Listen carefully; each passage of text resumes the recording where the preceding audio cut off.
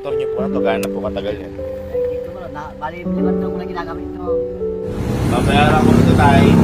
Kain niyo na po yun.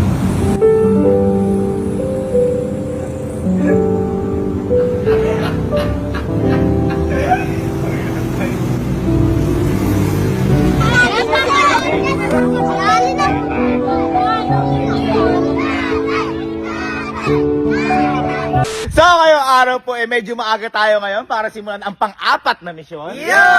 Pero boy, alam niyo ba kung ano yung mangyayari misyon ngayon? Hindi ba? Boy, sobra excited ko dito. Dahil sabi ko nga sa inyo, di ba? Ang lahat ng halos ng mission na gagawin natin, hango sa karanasan natin. Tama, oo. Boy, hindi ba kayo nagtataka kung bakit nandito yung una nating sasakyan?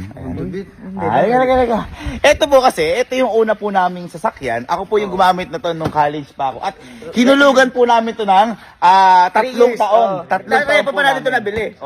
Repo pa namin nabili po ito. Second hand lang po. Ngayon, medyo sinet up ko na po. Kaso hindi ko na po